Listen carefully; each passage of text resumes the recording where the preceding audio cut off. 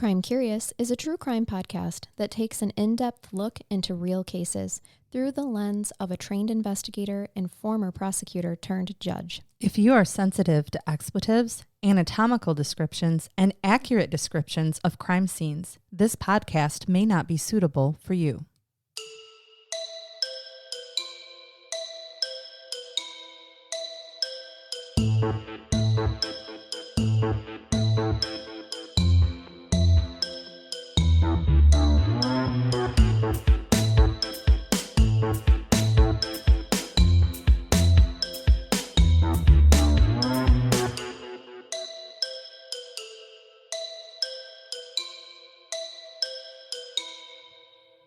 Have you or someone you love been a victim of a crime that's still unsolved? Crime Curious has teamed up with one of the top private investigation services in the Indiana and surrounding area.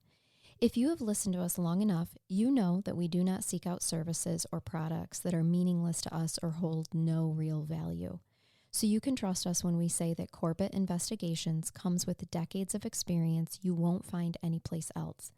Corbett Investigations is run by a former homicide commander of one of the country's most successful homicide units, has put over 400 people in prison for homicide, handled over 1,100 death investigations, and solved 33 cold case murders.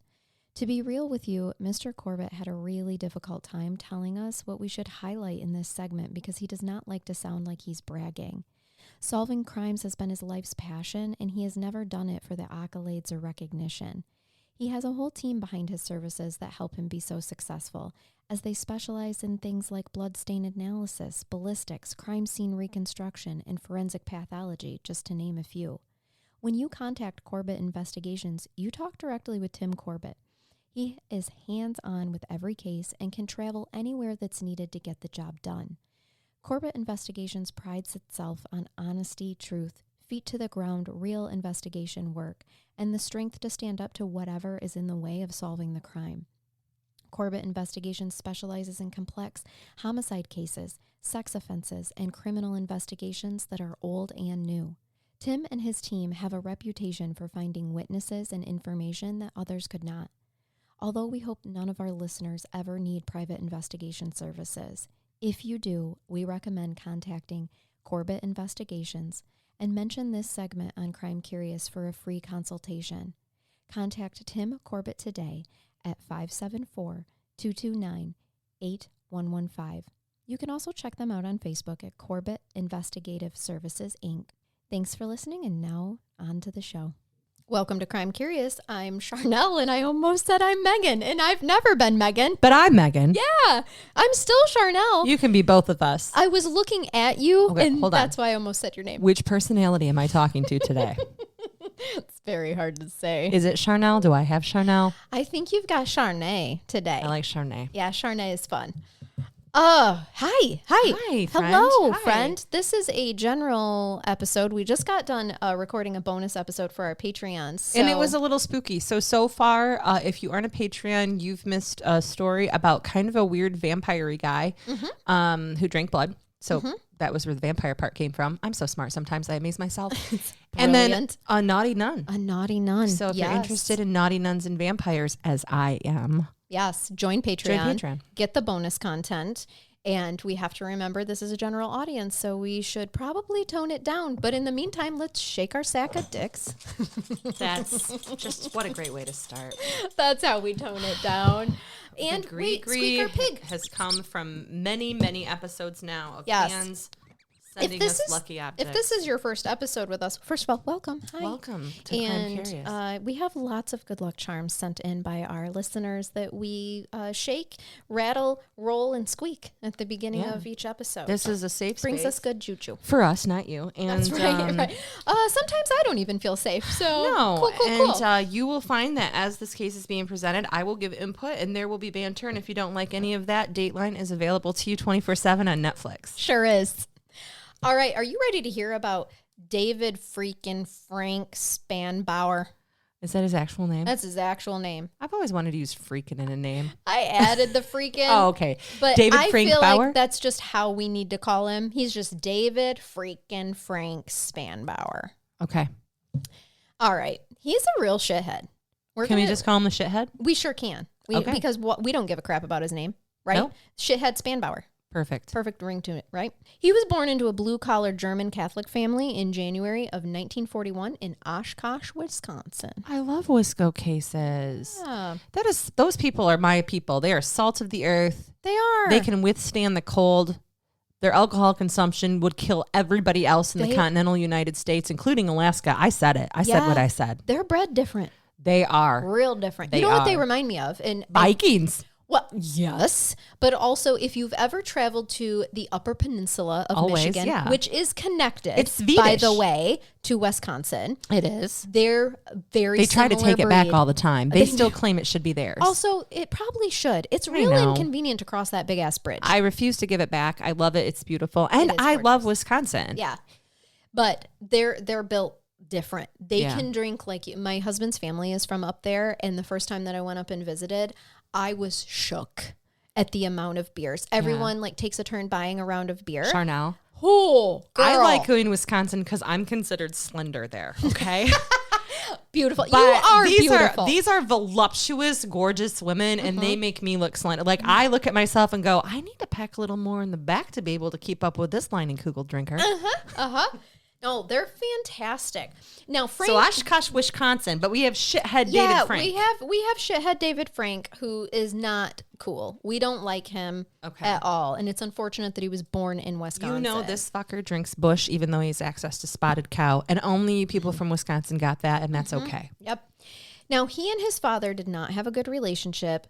His dada was hard on him, being the oldest and the only son, because he had 2 younger sisters. They never got a chance to reconcile their relationship either, because when David was 14 years old, his father passed away from a heart problem. Okay. Also, I forgot to say, thank you, Patreon Heather, for today's suggestion. Sorry, I can't believe I skipped right over that. How rude of me. That's okay. Should we get we got her now. An extra pig squeak for Heather. Thank you, Heather. Yeah. Okay. And thank you for being a Patreon and keeping us creating for you. Anywho, back to the regular scheduled programming.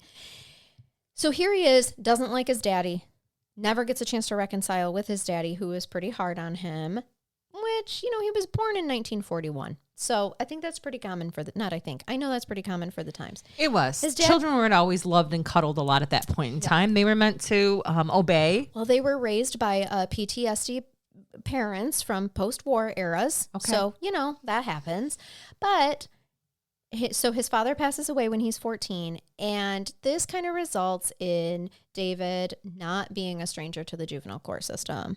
There's a whole rap sheet on him. So this is in the late 50s or mid to late 50s as a teenager then that he becomes a part of the juvenile court system. About 1955. Yep. Yeah. Okay.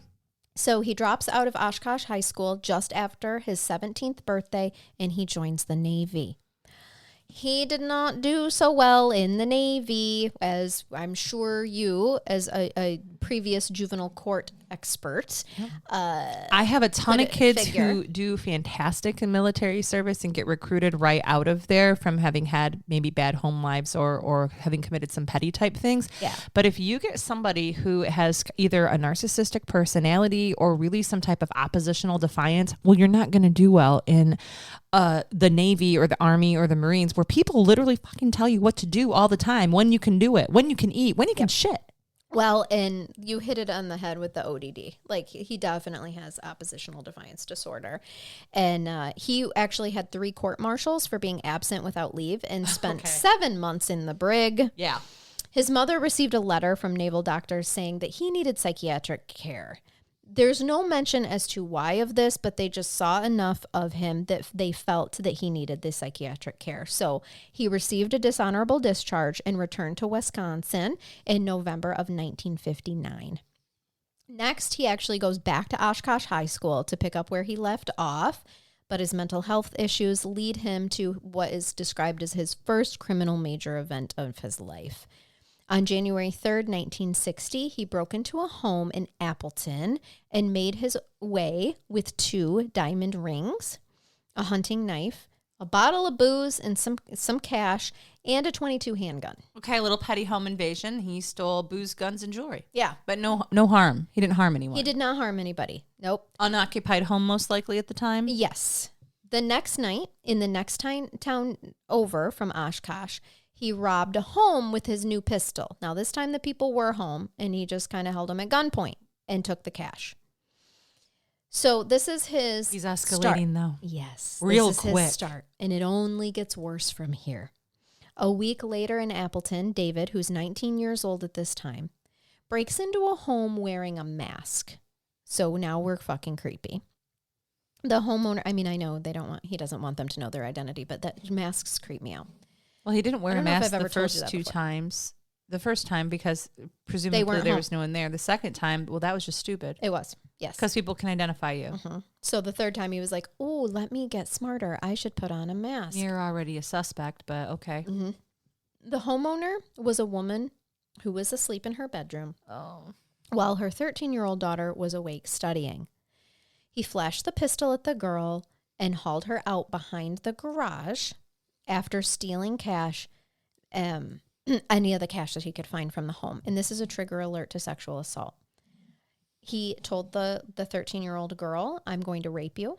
She says, what does that mean? And instead of answering, shithead David slaps her twice. This results in the girl screaming, and that attracted the attention of someone that was walking by the house. Okay. So this person starts to investigate, and he runs off and drives towards Green Bay. So he didn't actually sexually assault her? No, he did. He was did not. thwarted He because she was- screamed. Yes, he was attempting to. He had a hold of her forcibly without her against her will. So that's an actual and crime slapped her. in Michigan, and I think Wisco's is similar. It's called assault with intent to commit sexual penetration. Yep. So he heads off towards Green Bay, and his next crimes happened on January 12th, 1960. Now, just to help you keep track of the time here, it was January 3rd, 1960 that he tries these home invasions, okay? So just a few days later, now he's going to keep going. There was a 16-year-old girl who was babysitting her cousins. As she was playing the piano, shithead David lurks outside and is watching her through a window. Ugh. I know. Armed with his pistol, he enters the house and pocketed a small amount of cash that he found. He forced the teenage girl into a bedroom, forced her down, again, trigger alert, forced her legs open, and slashed her clothes apart with his knife. Remember the knife that he stole from the first home invasion? Yes. With that knife. Did he injure, or was he just cutting her clothes away for the purposes of rape? Yes, he was cutting her clothes away, and he does sexually assault her. Her uncle returned in the middle of all this. David takes that .22 handgun that he had stole, shoots him in the face, and flees from the house. Did he die? I know that's a stupid question, but sometimes people live. No, he lived. Oh, it wasn't a stupid question. He did live, but albeit I'm sure not great. The same. Yeah. And from what I hear, getting shot in the face hurts. Yeah. So since his first burglary, when he got the handgun, he bounced around the southeastern Wisconsin area for almost a month and a half, being undetected. There is a record of an attempted robbery near Milwaukee. I was just going to say, so he's down near Milwaukee, which is also close to northern Illinois. Mm-hmm. And he was actually picked up for carrying a concealed firearm in Sheboygan County. Yep. On February 16th. Their Sheboygan's with an S. Ours is with a C. It is. Yep. Theirs is actually spelled the way where it makes so much more sense. Phonetic. It is Sheboygan, where ours does not spelled at all. Ours is It is Sheboygan. Sheboygan, but it's still pronounced Sheboygan. With a soft C. Well, it's kind of like my name. Yeah. My name is not Charnell. When it's pronounced Charnell. Mm-hmm. My parents got into a whole fight about it. It's a thing. Anywho. So this was February 16th. So he really started the beginning of January and is already picked up by February 16th for carrying a concealed firearm. He doesn't handle the pressure well. There has been attempted murder here, by the way, too. Absolutely. Okay. He doesn't handle the pressure well, and he broke down in police custody. Remember, the military thought he needed psychiatric care. So this doesn't really surprise me. He starts babbling like confessions of a teenage drama queen, and all the stories that I just told you come out his mouth to the police. In court, the judge labeled him as a sexual deviant and sentenced him to 70 years in prison. Wow. I am amazed because you have a judge in the 60s in conservative small town Wisconsin who gave somebody 70 years for sexually assaulting a girl. A 19-year-old. That's amazing. That's a great sentence. Honey, I'm only on page 2 of 10 of this research, so it's not going to go well from here. Because that's not the end. You don't get to say, and he died in prison. And now it's time for a 50 bring years back. later, and it's time. Nope. But could we just do that? I wish we could. I wish, because it gets so much worse. Okay. And from a legal standpoint, you're really going to hate some shit that goes down. You really are. If it doesn't end here, I hate it. Yeah, it does not. So David Spanbauer, age 19, Wisconsin convict, sexual deviant, the end, like supposed to be in prison for 70 years. During his prison time, David's mother, Evelyn, hammered authorities with letters encouraging her son's release at his parole hearings, yada, yada, yada, blah, blah, blah. Ha, ha, ha. He was mentally disturbed and no one ever helped him. Yes. She even wrote the governor, Warren Knowles, and claimed that her son was not a pervert and that David's conviction was a result of the rape, victim being a seductive and wanton woman. Fuck that. Yeah, Evelyn. You broke into her house with intent after having already intended to sexually assault other young girls. Yeah. Yeah, Evelyn can kick rocks. I'm sorry, but no. And she also described that her precious David was poor and weak. Now remember, he was 19-year-old adult. Military trained, dishonorably discharged because of his behavior. Yes. And he raped a 16-year-old innocent girl while she was playing the piano. And attempted to rape a 13-year-old one, but a passerby stopped it from happening. For sure. Yeah, so like I said, Evelyn, go kick rocks. And why is he still not serving 70 years? So his mother's efforts were useless. Prison officials constantly suspected him of homosexual liaisons with other inmates, which whatever. Good for you. I don't care. Who cares? On the inside, do whatever as long as it was consensual. Their problem, the prison officials' problem, were that it was especially with young prisoners. So presumably they only have adults in there. But I don't know because the ones that are tried as adults that aren't really adults. Fair. But isn't he pretty young still too? He's 19. Yeah. Yeah. They also noted that he was intelligent, a good worker, but he had a vicious temper. Probably when someone told him to do something he did not want to do. Yes. During his 1971 parole hearing, David had an outburst during his parole hearing and later claimed that he had no control over what he said.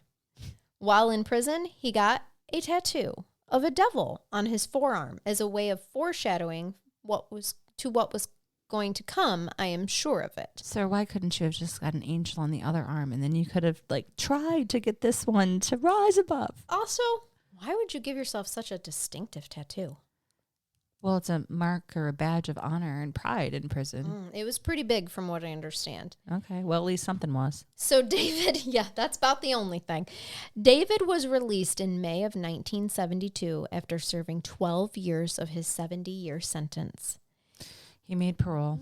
Yep. So must have clearly been able to keep himself calm enough with the parole board? There was something to do about, sentences and the length of time and time served things that I was like, what the fuck ever. He got out after 12 years and none of this matters because they don't do it that way anymore. This was 1972. Okay. But he had served a certain percentage of his sentence, and that was really at the time what was expected when good behavior you get that sentence. I know. Okay. So not even necessarily good behavior, just that he served in a certain percentage of time, and at the time in Wisconsin for state prison system. Yes. You qualify for parole. Right, because he had served that minimum amount of his lengthy sentence. Yes, this was a very common occurrence then. So he decides he's going to go to college at Madison Area Technical College and maintained a B average while living at the YMCA at the University of Wisconsin campus in Madison. Okay. All right, so he's trying here. but he quickly became entangled in the local crime scene. He let an escaped prisoner borrow his car. I mean, a friend in need. Yes. Is a friend indeed. And the fugitive was arrested after a robbery in nearby Middleton, Not my fault, just my car. So at this point in time, he's violating his parole, though, because he is having communication with other criminals. Correct. And let them use his car. And engaging in conspiracy, which is a criminal behavior. So he's super close to going back to prison. And for being involved in this robbery case, he did do some time in the Dane County Jail, but was able to get out with what was called the Huber Law working privileges at the time. So he could get out to work. Yeah, exactly. And he worked. Oh, this is such a bad idea. He worked for the Madison Parks Department. Yeah. So David worked the parks and the city beaches in the hot summer sun of 1972. Around young people in bathing suits? Yep. I fucked the bikini-clad women lying in the sun. This is not the right fit for someone who had just done over a decade in prison sexually motivated sexual crimes. Yep. I don't think I need to tell anyone that his fantasies were running wild and the urges were intense, and he clearly has no self-control. That frontal lobe, not developed. Because of his work with the Parks Department, he knew most of the secluded places to take his next victim. She was a 17-year-old waitress out hitchhiking. He picked her up on Highway 51 by brandishing a knife and drove while he was actually driving to the park. He told her that he was going to rape her, and when he was through with her, he would run her over with his car and toss her body in the ditch. She started crying. David started crying along with her. This was August 11th, 1972, because there's nothing worse than being abducted, held against your will at knife point and told you're going to be raped, but then to have your assailant bawling along with you, that's too much. No. I don't know how I would react. Well, he tied her up. He tied her hands, actually, so she couldn't get away, and he sexually assaulted her. But he does let her go. Yes, she connected with him. Yes. Well, they were crying together. I know. He couldn't kill her. Yeah. She told the police that the man had a tattoo of a devil on his forearm. And later, when David was rounded up as a suspect, she identified him as the man who had raped her. David tried to play it all off. In his eyes, they got along fine. It's consensual. Everything was cool. They had consensual sex. They had a good cry together. I mean, it was beautiful. It was a beautiful coupling in David's eyes. He was in love. So he's found guilty for abduction and rape. And the assistant district attorney, John Burr, asked for the maximum sentence of 50 years on top of what David would receive for violating his parole. Because remember, up to the maximum term of your sentence. He hasn't even been out for a year. No. And here we are doing this again. Yes. Later, he actually told psychiatrists that he did what he did out of sexual frustration and he simply couldn't wait any longer. He said to a social worker that he was asocial and must have been born, this is not my word, this is his direct quote, born retarded. That was a normal term. Oh, it was. Yes. Cognitive impairment then. It was. But I'm going to give you a trigger warning, but it's not to the general public. It's a trigger warning to you, Megan. Oh, my. For judicial justification that you're not going to resonate with. I'm going to sit back and be quiet. Okay. I'm going to stroke this dormouse. All right. With all the facts of the case before him, Judge Richard Bardwell reasoned that the rape was much more mild than David's previous rape, the one where he had tied the victim down, spread eagle, raped her at knife point, and then blasted another man in the face with a handgun because he was interrupted. Therefore, the judge figured that David Spanbauer had moved from being a very dangerous sex offender to now merely just dangerous, so there has been some improvement. He noted that David was still a sociopath, but his tendencies weren't so severe. So Bardwell gave David 12 years in prison that ran concurrent with his revoked parole. He said the girl you're going to hate this, it's going to make us all gag. This is a quote from the judge. The girl was in effect asking for it because she was hitchhiking. Mm-hmm. Quote, They are attempting fate when they do it, end quote. He actually said the girl was, in effect, asking for it. They are attempting fate when they do it. So I'm familiar, I think, a little bit then with this case, or at least from that judicial opinion. It's been something that has been brought up really many times in different judicial trainings. And not to do? Yeah, well, that's one of the primary cases where the whole look how she's dressed thing came from. So she was asking for it because she was in that situation. Right, because she was hitchhiking. Yes. She asked for a ride, not a rape. Yeah. Thank you. Yeah. Yeah. Any time when you go off someplace with a guy and it's the whole thing with the rape, like, well, what did you expect? Like drinking and stuff? Well, I expected a hangover. I didn't expect to be sexually assaulted. Absolutely. And so, I mean, I'm not going to freak out as much as you would think I am because I'm familiar with this. It actually doesn't surprise me. Figured you'd know given the time. Well, his whole logic is just so flawed in that I am actually concerned intelligence-wise for what we were as a people then, or at least maybe some of the male judicial officials were, because instead of looking at the obvious, and that is his behavior is escalating because he's perpetrating additional sexual offenses while he's under supervision, which actually even makes him more dangerous. He's on work release. He took a sexual assault and found a couple. Well, he didn't necessarily use as vicious of a weapon this time, and no one ended up getting shot in the face. Yeah, because no one tried to save her. Because no one interrupted. Because no one interrupted him. He was able to, complete his sexual offense. Right. So what? He's on work release, for crying out loud, and parole. And on parole. So hold on. Conviction. Like, think about this completely. He's on parole from his first 70-year sentence that he only served 12 years of, and then was on work release because he was doing time in the county jail for being associated with another crime by letting an escaped prisoner take his vehicle, or borrow his vehicle for a robbery. Where he conspired. Yeah, so he's on work release and picks up this woman and sexually assaults her. It's just so gross. So, Assistant District Attorney Burr thought that David Spanbauer was a threat to society and was enraged by the light sentence. Yes, rightfully so. Yep. Burr later said that David Spanbauer was, quote, in the top 10 of the most vicious and violent people I've ever had the displeasure of coming in contact with. I believe that too. Yep. So David gets even more savvy in his sociopathic behavior.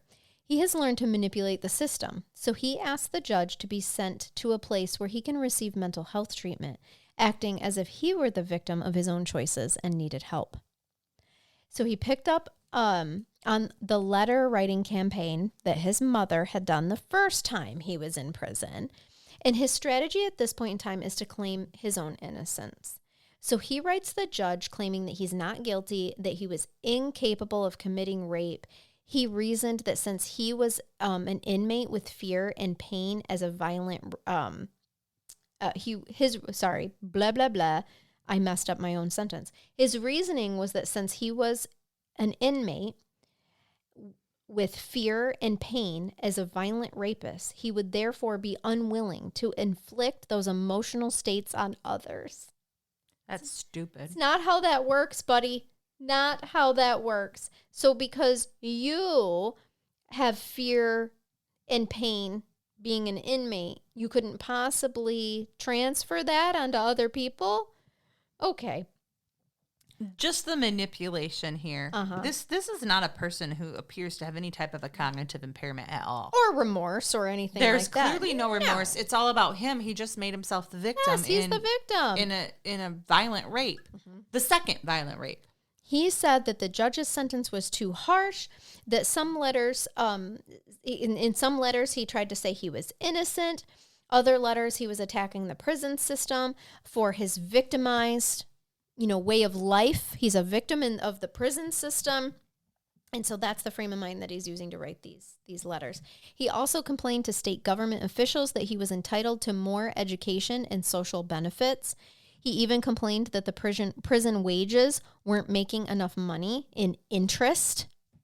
Do you think anybody thought about giving his victim a really nice paying job and paying for her education from having been violently assaulted by him? Nope. No. Think anybody thought about maybe making sure she got a fair wage or good opportunity at a job? Just wondered. Meals, all those Everything things. Everything paid for. Mm-hmm. So it played into his idea that he was a victim, but writing letters also passed the time. Mostly he held down various jobs in prison and took some technical classes, and he waited for Carol to come by for a visit. Who's Carol? One of the wardens? It's funny that you say that. My next line is, bet you want to know who Carol is, huh? I hope she's a jail rat, like an actual one with whiskers. Oh, if only. If only he had friended a real rat like on Charlotte's Web. No, instead, Carol Patterson. She's a real person. She's a mother of 4, divorced, and from what I can tell, she's had about as many brain cells as she does children. She fell victim to manipulation and fancied herself in love. Yeah, she heard of David from a friend who had a husband in the same prison.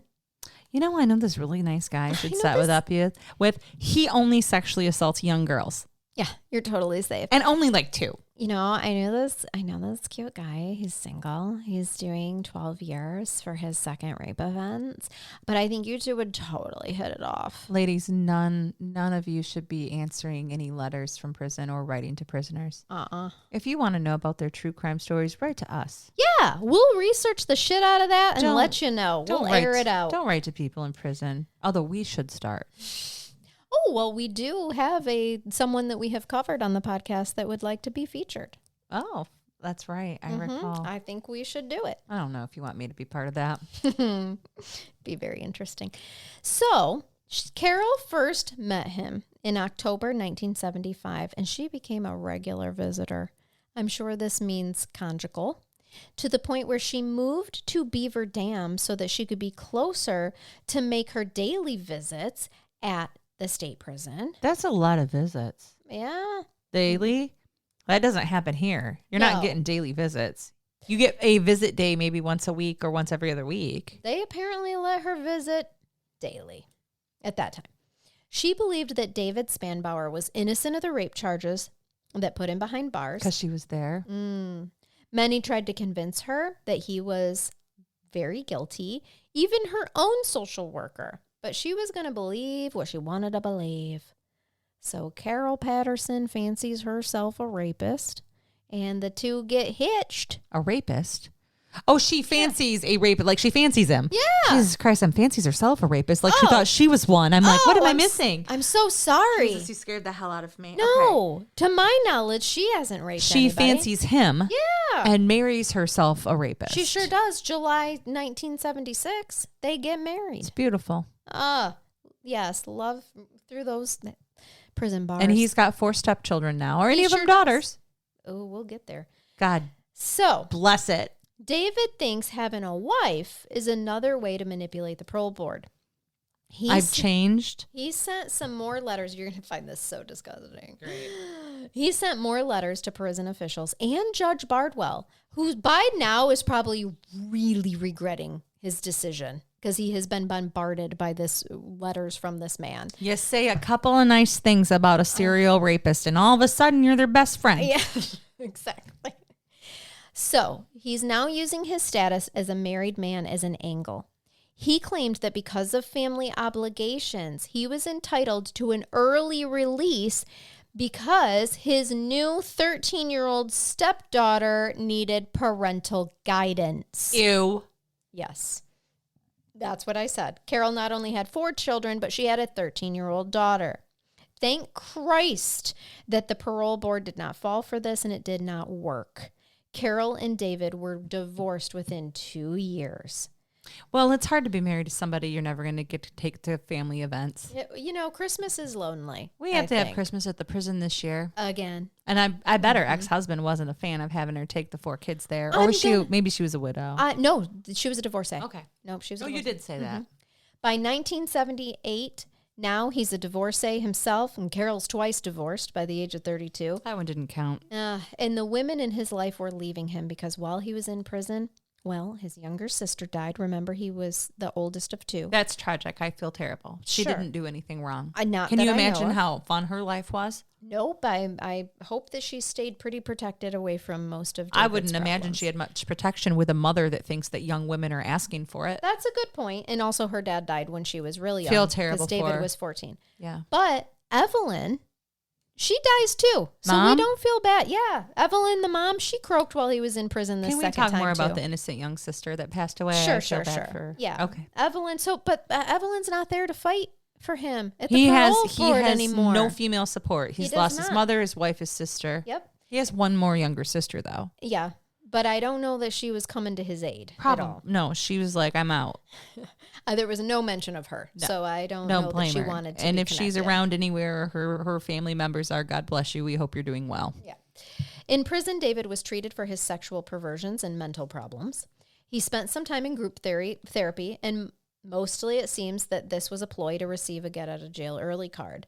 In 1986, when he was denied parole again, he swore he was done dealing with shrinks and their evaluations and their therapies. He even thought that the psychologists were getting more out of the therapy sessions than him because he was smarter than they were. Sure. I know how you feel, David. Sure. Okay.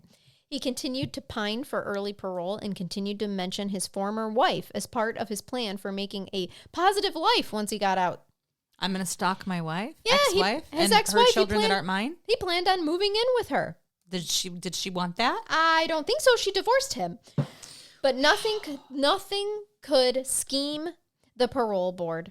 So they continually refused his parole until they no longer could, because the mandatory release date was January 29th, 1991. Because remember, he was only given 12 years. I recall. He left prison with $8,000 in savings from his prison work and moved in with his sister, Judy. Oh, I forgot. Judy is mentioned in here. Oh, okay. So he did move in with her. I totally forgot about that. That's okay. But now that $8,000 that he had most likely would have all been taken, and it would have been utilized to pay his restitution and things like that for to his victim. Because I don't know that any restitution was ordered or any compensation for, like, who was paying for her therapy and for her mental health needs after she was horribly raped. Yep. So Judy was married to Clark Tadich, an Oshkosh police officer. Oh, God. It was a temporary stay, and once he got settled in with a job at the local 7-Up bottling plant, he moved into an apartment of his own on the west side of Oshkosh. So I get the impression that... can you imagine this guy, like Clark, being like, so your rapist brother needs a place to stay? Who's out on parole, and he's going to stay with me. And in the meantime, he's talking to his chief of police going, please don't fire me. My wife, man. Right, exactly. Things are tough at home right now. You can't pick your family, you know? And so I know. At this time, when people were out on parole, they would have to file written reports on their comings and goings. So he would write where he's been, what he's up to.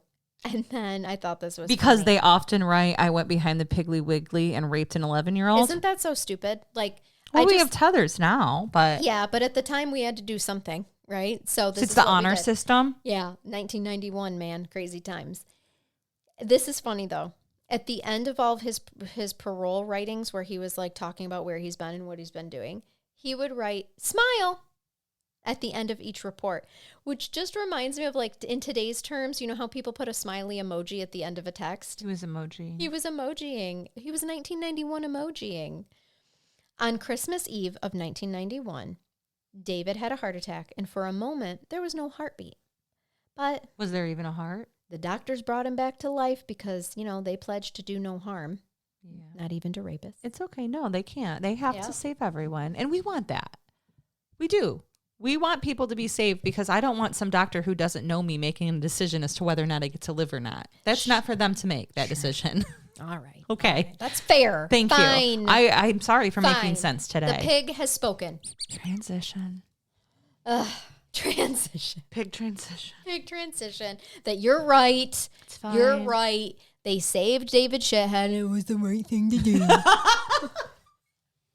Tell us how you really feel, Charnell. She was all worried about my feelings in this case, and she's clearly more upset than I am. So he worked early mornings and hypocritical. He worked early mornings and finished up mid-afternoon at the bottling plant.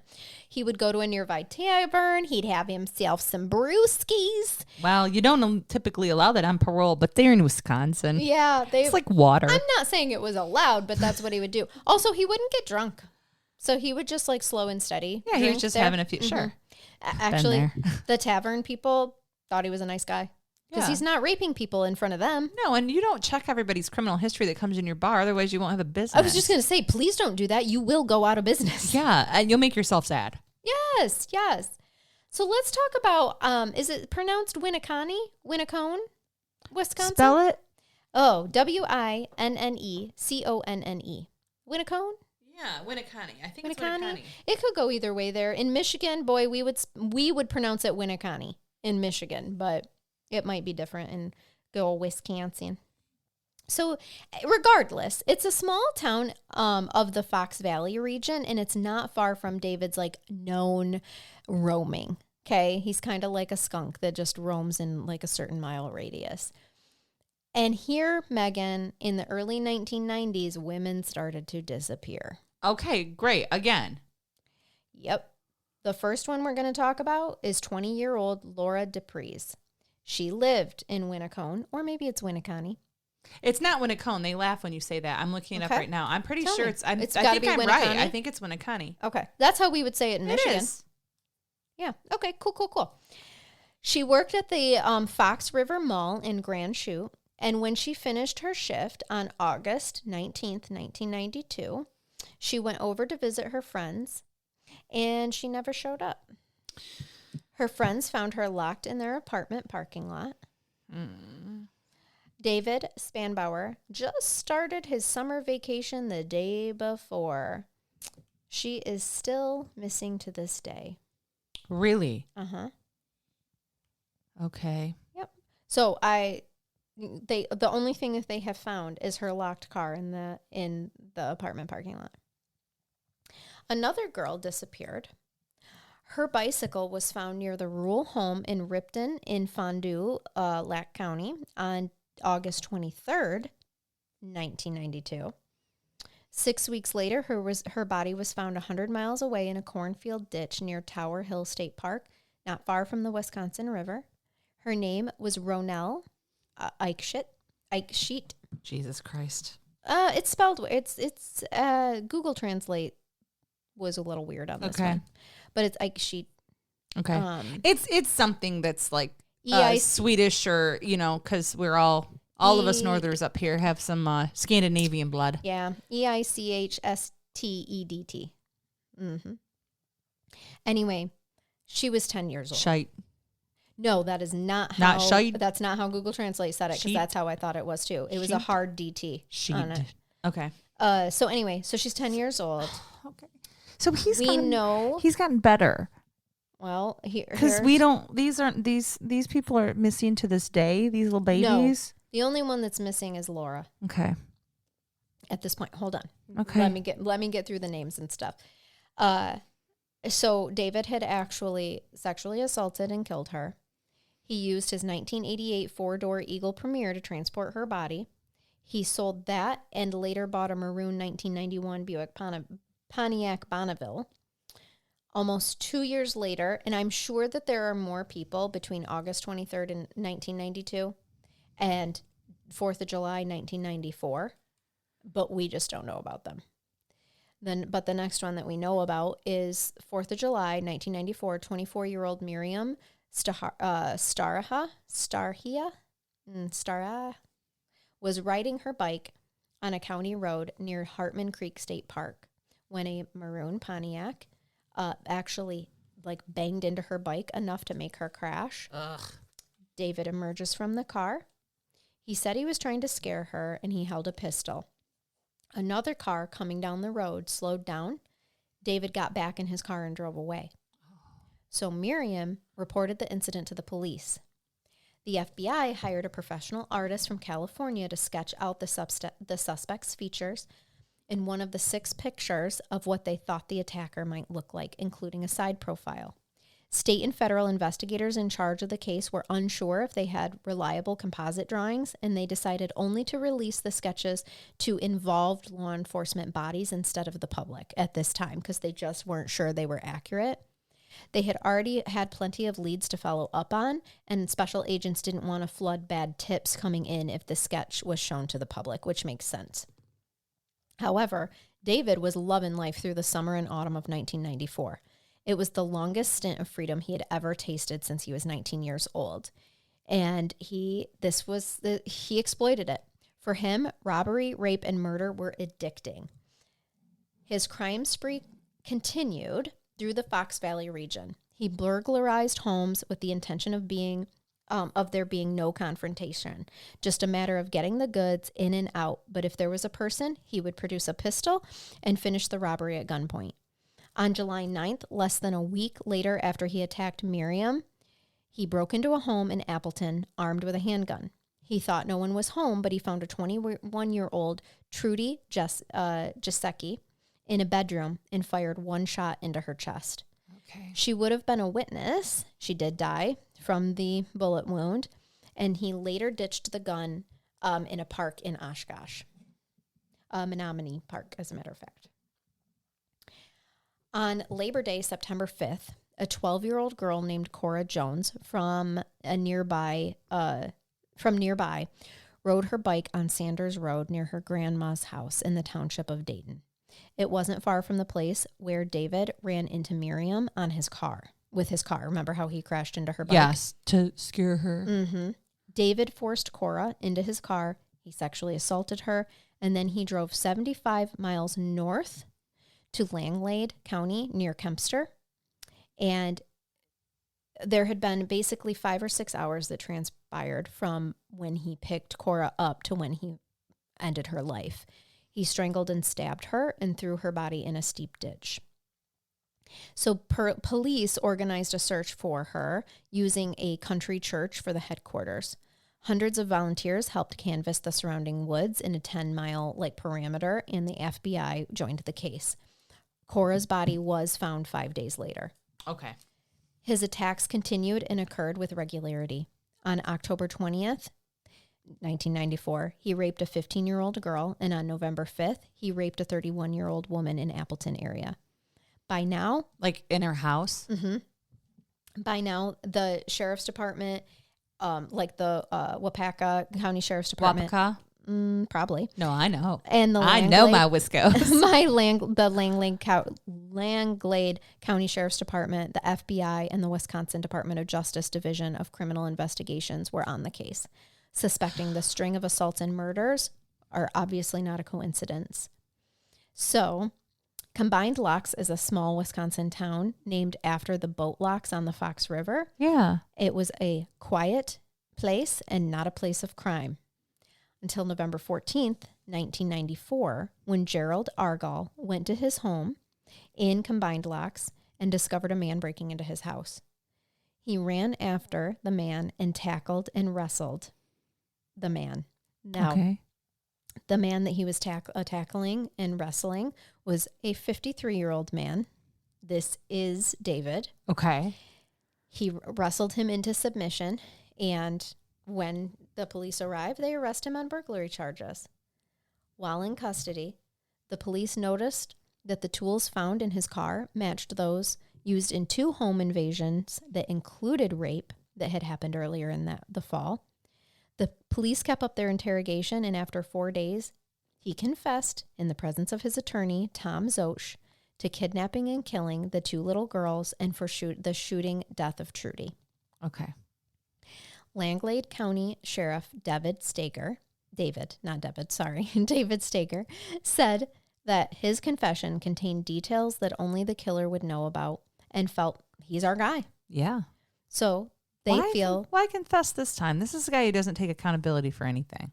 Just because he was so obviously busted. But remember the last time that he got busted and was interrogated, he broke under interrogation and confessed? The first time that he went to prison? He did, but there was love there, remember? They cried together. He raped her. No, that was the second time.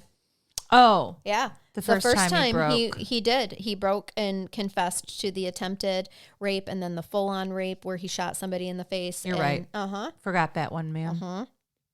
And so, there's so many. Well, at least the details of it. It's hard to keep it straight. There's so many. So he broke this time, too. He did. He also matched the composite sketch picture. And he was found with burglar's tools. I mean, when you start press play, roll tape, open trunk.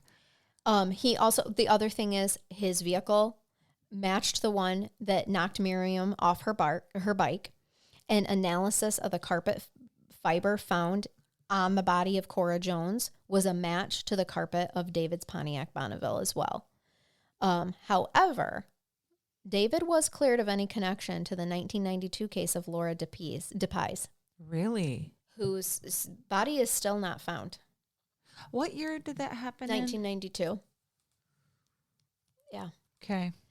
So David Spanbauer's crimes ranged through 5 counties, and each county prosecutor wanted a piece of him, of course. Got it.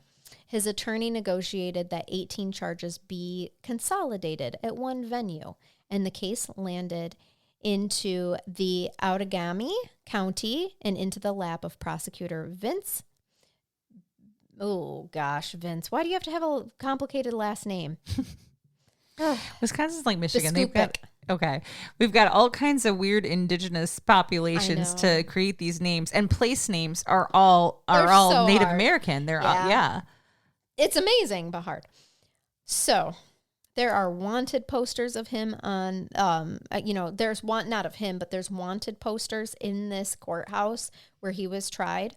One of them hanging up at the time of the trial asked for information about Trudy's case and volunteered a $10,000 reward for tips that led to her killer's capture, and also for Laura, who he's been cleared of. During the proceedings, of course, his his attorney described him as a festering soul and a coward, and asked him to turn to face the courtroom audience. And I actually meant the prosecutor. I think I accidentally said the defense. Yeah.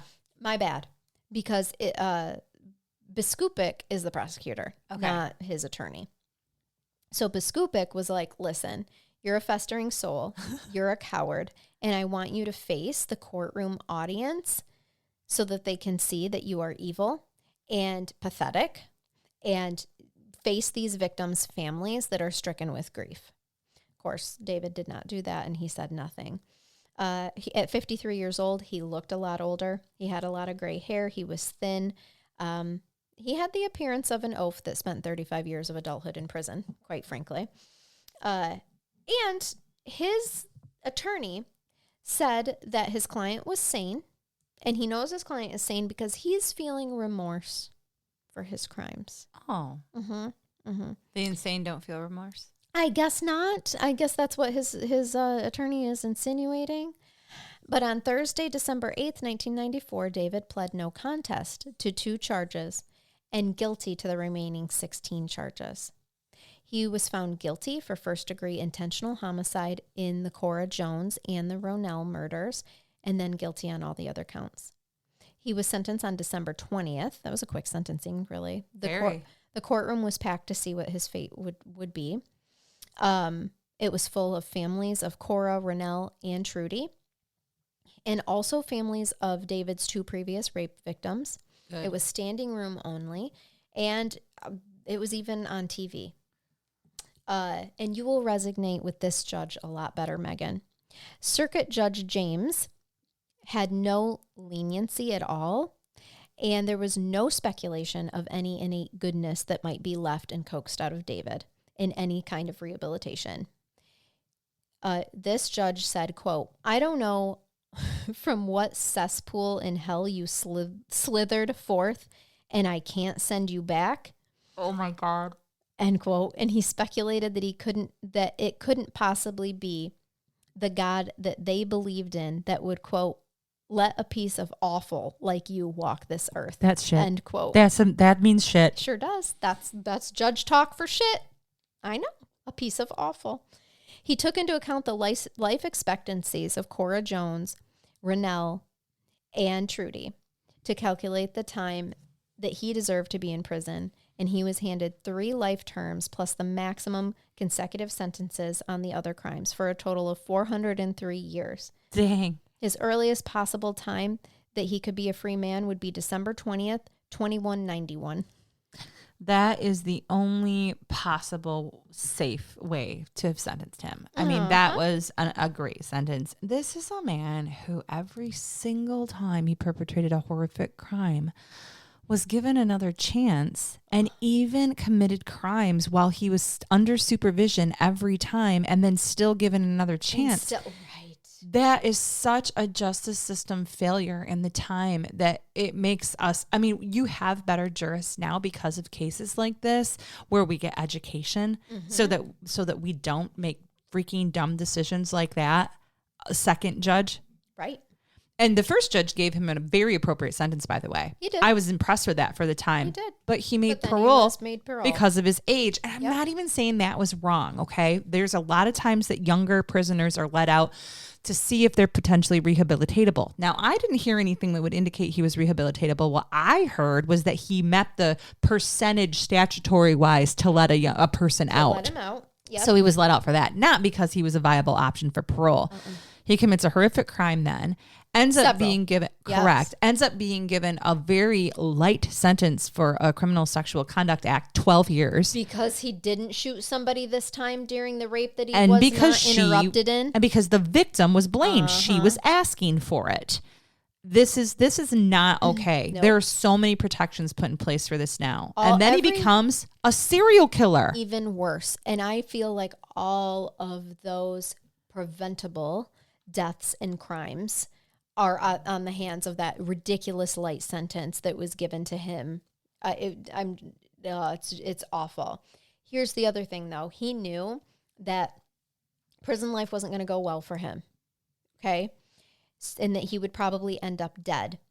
And it's at this time, this is why. What a horrible feeling he must feel to know that he could be put in a position where someone might hurt or kill him. I wonder what all his victims felt. Exactly. Think of the time frame, though. This is where his concern is coming from. 1994, Wisconsin's most vicious serial killer and boy rapist, the Milwaukee cannibal Jeffrey Dahmer, had been doing time in the Columbia Correctional Institute in Portage. He wasn't interested in you. While working janitorial duties with 2 other convicts, he was found dead with a crushed skull. His fellow inmate, Christopher Scarver, beat him to death with a broom handle. So that's where he's coming from of that's going to happen to me. He wanted to save himself from being shanked, essentially. So he was sent to the Minnesota Correctional Facility at Faribault, Minnesota, a medium security prison. While serving his time there, he returned back to Appleton for a secret court hearing in early December 1998. At that time, his health... secret court hearing? Was he seeking some type of amnesty or something? I don't know. Like a compassionate release? I don't know. I told you it was secret. I'm not sure. We literally don't know the results of this hearing? No, his health was poor at the time, but he made the trip to inform the police where he ditched the murder weapon in the 1994 Trudy case. Did he admit to killing her then? Well, yeah, he was already found because that was one of them that he pled no contest. Oh, that's right. I'm sorry. Trudy, yeah, okay. Yep. Menominee Park in Oshkosh, he told them, and with the accurate details, the police located the gun within half an hour. In October 2000, he was secretly transferred back over the state line to Dodge Correctional Institution, where his lawyer didn't know about the transfer, only that the letters they exchanged mysteriously stopped that autumn. So he was informed that his presence in Wisconsin by a journalist when the story broke in the early media in early I didn't mean early media. I meant broke in the local media in early May 2001 that the killer was back in the state. The reason cited for the move was that he was suffering from heart problems and that the prison where he was at could not attend to his medical condition because he needed a 24-hour nursing staff. So his lawyer was pretty pissed that I wasn't informed that my client was being transferred back across state lines. But they transferred him for his own health care needs because he was at a medium security prison where they clearly didn't have nurses available 24/7. No. And he died Monday, July 29th, 2002 at Dodge Correctional Institution. He was pronounced dead at 4:25 p.m. in a prison hospital. The autopsy showed that he had liver disease and heart disease, and those were the causes of death. And he had signed a DNR order. In a related legal battle in 1996 regarding crime reporting and freedom of information, the Wisconsin Supreme Court ruled in favor of the Milwaukee Journal-Sentinel and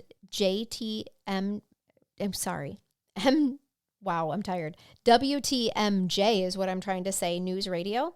They sued the state of Wisconsin for withholding the prison records of David, along with Dahmer and his killer, Christopher Scarver, and Jesse Anderson, the other murderer associated with Dahmer's death. Yeah. So I recall this. Yeah, there was another party that wanted to know more about David's release from prison, and that is that of Carol Grady. She spent most of her life believing that David would be behind bars for the crimes that he perpetrated on her in 1960. She is the 16-year-old that I didn't mention before because she was 16. Mm-hmm. When the news of his 1994 arrest was broadcast, she was stunned and she felt like a victim again. Yeah. Because she thought he'd be 86 years old when he was finally released from his 70-year sentence. So, disgusted and horrified that she was never notified of his earlier release, she campaigned for truth in sentencing and victims' rights advocacy. Love it. In May 1997, an in-truth sentencing proposal arrived, and it was spearheaded by Carol Grady, with a petition holding thousands of signatures. Felons would serve the time they are given, no early releases, and they would serve a community supervision term that is a minimum of a quarter of their prison sentence. 20 years in prison would mean 20 years. The proposal met with wide support from political parties and each end of the spectrum. By the spring of 1998, the Wisconsin Senate passed a bill dubbed 2 Strikes You're Out. It was designated for those that commit crimes against children. If convicted twice, the offender would receive a life sentence. The bill encompassed sexual assault, kidnapping, false imprisonment, incest, and nearly all forms of sexual exploitation or exposure. Beautiful. Yes. That's great reform. Right? Great reform. And Miss Grady had she spearheaded that after what had happened to her and that he had got out from his 70-year sentence so early. Because of a rule that was only that you serve a percentage of your time. Yes, exactly. And she wanted that changed, and she got it changed. So I liked this. Yeah, this was a crazy case. guess I did not realize that his case was like right up against Dahmer's at the time, and why people wanted that. So and maybe he wasn't as highly publicized as he should have been, because as a serial rapist and murderer, he was totally overshadowed by Dahmer at that point in time. Oh, definitely. So and his death, Dahmer's death. Yeah, absolutely. So I have a follow-up brain bath for you. A follow-up brain bath? I cannot remember if it was a Patreon episode or if it was a general episode. So y'all just have to bear with me and look it up if you've not heard it before. But do you remember I once brought you an attorney who got his license taken away because he was throwing poop at people? In a Pringles can? In Indiana. Yes, ma'am. Or Ohio. Ohio. It was Ohio. Yep. My neighbors to the south. Yep. Our neighbors to the south where I am. Do you have an update on this? I have an update. Okay. I have an update for you on Jack Blakesley's suspension. It's an update from June 20th, 2024. Oh. An Ohio attorney has reclaimed his license to practice law after admitting to throwing a can of his own feces into a victim advocacy center's parking lot. Jack Blakesley, a Coal Ridge lawyer with over 40 years of experience, previously had his license suspended in November 2023 by the Ohio Supreme Court. The group of judges had charged him with professional misconduct after he threw a feces-filled Pringles can in 2021 at the property of Haven of Hope. The Cambridge Victims Advocacy Center was scheduled to appear against him the same day in court for a capital murder trial. The attorney was barred from practicing law as part of a 1-year suspension over the case, but the court had held off on enforcing 6 months of that punishment as long as he did not engage in any further misconduct. After receiving an application from Blakesley on Monday, the Ohio Supreme Court's Disciplinary Council decided to reinstate his license on Tuesday. Oh. When it first decided to suspend his license, the court said a Haven of Hope surveillance camera, as well as one of its employees, witnessed the lawyer throw the Pringles can into the lot. He had passed through an alleyway by the center twice in his car and drove to the Guernsey County Courthouse for the 8:30 a.m. trial after throwing his feces. Remember, these people were about to appear in court against him. I'm aware. He took his morning shit in a Pringles can, threw it at the very people that would be going against him that morning in testifying court. against his client, Yes. not him. He wasn't in trouble. Well, he was trying the ding case. The Board of Professional Conduct for the Ohio Supreme Court reported that there was clear evidence the attorney had committed the misconduct before suspending him. Blakesley also explained in a disposition for the case that he threw the feces-filled can to blow off steam. What kind of steam do you have at 8:30 a.m.? Are you angry about being alive? Steamy feces. He called his misconduct a prank that was stupid. He admitted to throwing cans of his feces multiple times in the past. Remember that. However, he said he wasn't targeting anyone specific and would throw them at random from his car. This is why we don't like Ohio State. I'm kidding. I'm kidding. Ohio. It is a very you boring about state. and an MSU fan here, You and do. we're both like, oh, how I hate Ohio State. Great. Gosh. Yeah, they reinstated his license. I mean, I'm not surprised. If he had, can you imagine this guy's had an impeccable record. He's practiced law for 40-some years, and then he literally he just hasn't been getting caught flinging his feces. Well, I That's don't have what's the happened. evidence in front of me. But he admitted to it. I've done it several times. What's the big deal? I often poop in cans and bags and throw it at random. What kind of mental disturbance do you have? It's a little embarrassing. It should be. It's embarrassing to humans, not just lawyers, just humans in general, that you would find the need to plop a deuce into some sort of apparatus that you're throwing at other humans to blow off steam. Go to the gym and get a punching bag. I don't know. Go engage in bukkake with your lover. Ew, Charnell. Well, this is a general audience episode. Your tender ears don't even know what that means. It's Any of you that an Google that, you better use the incognito tab. It's an option that could satisfy the whim. That's all I'm saying. Well, I'm just saying, I hope you're never on any tenure commission that I'm aware of. My God. No, I feel bad for the advocacy center. That's okay. You should expect better behavior than that from everybody involved. So Yes. All right. Well, I hope you enjoyed this episode, even though it was full of murder and poop. it was. I'm real sorry about that. And you told me to begin with that David was a shithead, and I did. you started us with shit and you ended us with shit. Do you like how I bring everything around full circle? You do. I have a real knack for that. Yeah. Thanks for the 360 podcasting. You're welcome. Thank you. And it's time to sign off now. So with that, thank you all for listening. We hope that you keep it curious. And keep listening. Till next time. Bye-bye.